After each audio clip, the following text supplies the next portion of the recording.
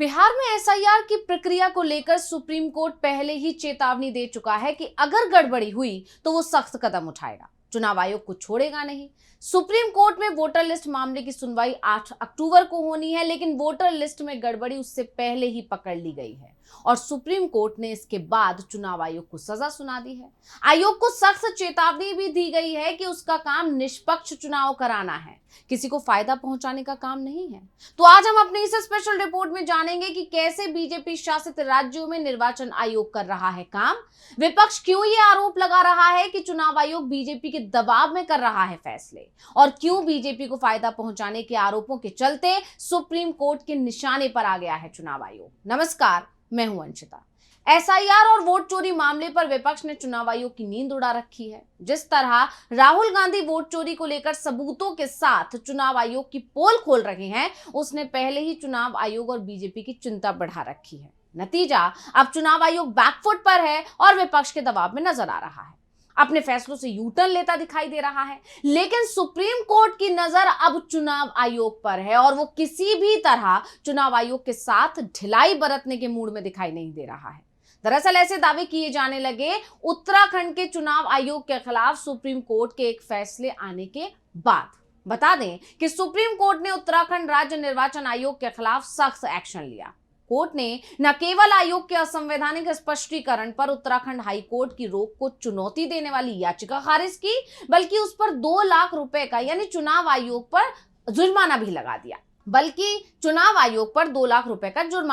दिया। न्यायमूर्ति विक्रमनाथ और संदीप मेहता की पीठ इस मामले में सुनवाई कर रही थी और पीठ ने यह सवाल उठाया कि आयोग संवैधानिक प्रावधानों के खिलाफ कैसे जा सकता है, उसको ये अधिकार किसने दिया। अब पहले ये जान लेते हैं कि आखिर मामले की शुरुआत कहां से हुई, ये मामला है कहां का, मामला क्या है, वगैरह वगैरह। तो आपको बता दें, दरअसल ये मामला पंचायत चुनावों में दोहरी मतदाता सूची से जुड़ा हुआ है। जांच में 700 से ज्यादा ऐसे प्रत्याशी पाए गए थे जिनके नाम अलग अलग मतदाता सूचियों में दर्ज थे और वो चुनाव लड़कर विजयी भी घोषित हुए। चुनाव के समय ही इस गड़बड़ी पर सवाल उठे थे, लेकिन आयोग ने नियमों की अनदेखी की और दोहरी सूची वाले प्रत्याशियों को मैदान में उतरने की अनुमति दे दी। इस पर एक सामाजिक कार्यकर्ता ने हाईकोर्ट का दरवाजा खटखटाया।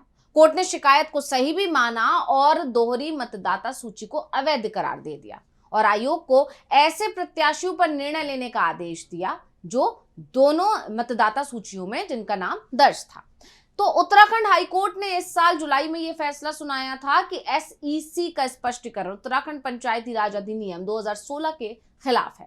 कानून स्पष्ट करता है कि कोई व्यक्ति एक समय में एक से ज्यादा स्थानों पर मतदाता के रूप में नामांकित नहीं हो सकता। इसके बावजूद एसईसी का आदेश ऐसे उम्मीदवारों को चुनाव लड़ने की अनुमति देता था। इस कारण यह कानूनी चुनौती का विषय बन गया। एक सामाजिक कार्यकर्ता ने कोर्ट का दरवाजा खटखटा दिया।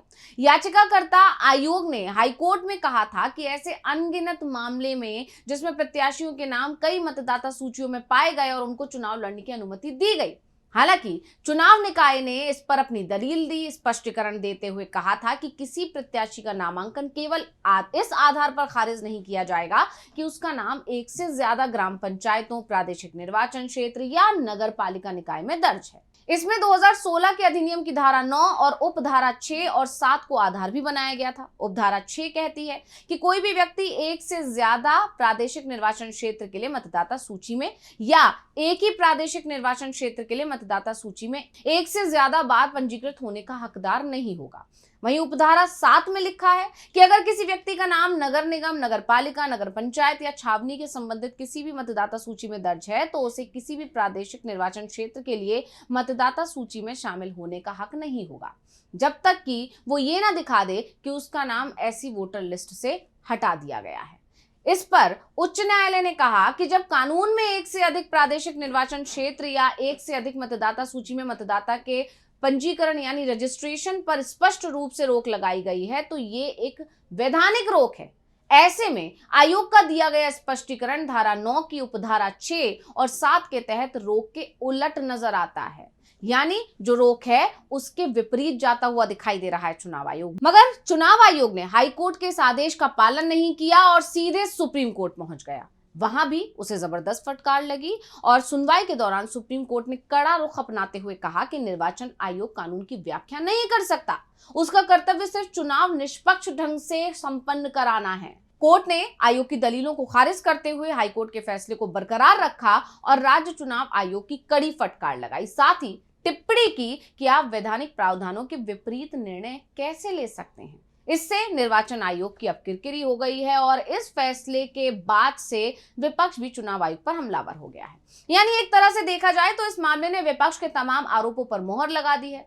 विपक्ष यही तो कह रहा है कि चुनाव आयोग बीजेपी के लिए काम कर रहा है, बीजेपी को फायदा पहुंचाने के लिए चुनाव आयोग वोटिंग लिस्ट में धांधली करता है। इस मामले ने तेजस्वी यादव, राहुल गांधी और तमाम विपक्षी नेताओं के आरोपों पर मोहर लगा दी है, जिसमें उनका कहना है कि बीजेपी जहां कमजोर होती है वहां चुनाव आयोग वोटिंग लिस्ट में कई नाम काट कर नए नाम जोड़ देता है और ये वो लोग होते हैं जो बीजेपी समर्थक होते हैं। और उत्तराखंड से चुनाव आयोग की धांधली सामने के बाद तो आयोग और बीजेपी बुरी तरह घिर गए हैं, क्योंकि आप जानते ही हैं उत्तराखंड में बीजेपी की सरकार है और विपक्ष यही तो कह रहा है कि बीजेपी अपनी पावर का इस्तेमाल कर रही है और चुनाव आयोग को कठपुतली के तौर पर नचा रही है।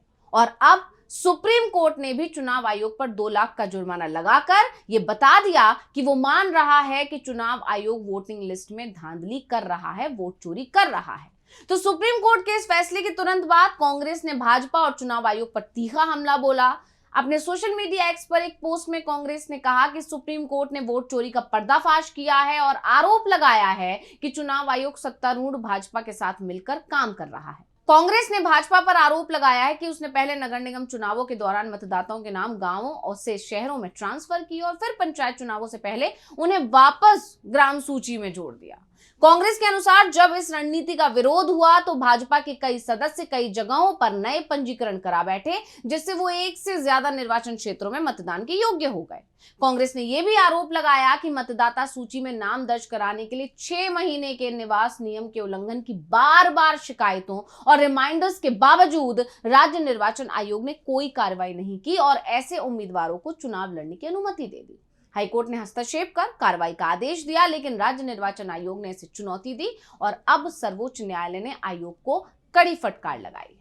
तो अब सुप्रीम कोर्ट के उत्तराखंड चुनाव आयोग के खिलाफ इतने बड़े एक्शन ने विपक्ष के उत्साह को बढ़ा दिया है, जो कि इस ट्वीट में भी साफ साफ दिखाई दिया, क्योंकि जल्द ही अब एसआईआर मामले में सुनवाई होने वाली है। ऐसे में यह तय माना जा रहा है कि इस मामले का असर एसआईआर पर सुनवाई के दौरान जरूर पड़ेगा, क्योंकि सुप्रीम कोर्ट भी मान रहा है कि चुनाव आयोग धांधली कर रहा है और एसआईआर प्रक्रिया जितनी जल्दबाजी में शुरू की गई है उसको लेकर विपक्ष का यही आरोप है कि इसकी आड़ में चुनाव आयोग सिर्फ वोटिंग लिस्ट में धांधली करेगा और बीजेपी को फायदा पहुंचाने की कोशिश करेगा। और ऐसे में अब सभी की निगाहें अक्टूबर में एसआईआर मामले में सुप्रीम कोर्ट में होने वाली सुनवाई पर टिकी हैं। देखना होगा कोर्ट आयोग के खिलाफ कैसा रुख अपनाता है, क्या इस फैसले का असर उस मामले पर देखने को भी मिलेगा, ये बड़ा सवाल है। तो स्पेशल रिपोर्ट आपको कैसी लगी हमें कमेंट करके अपनी राय जरूर दीजिएगा। इसी के साथ मुझे दीजिए इजाजत। देखते रहिए डीवी लाइव। नमस्कार।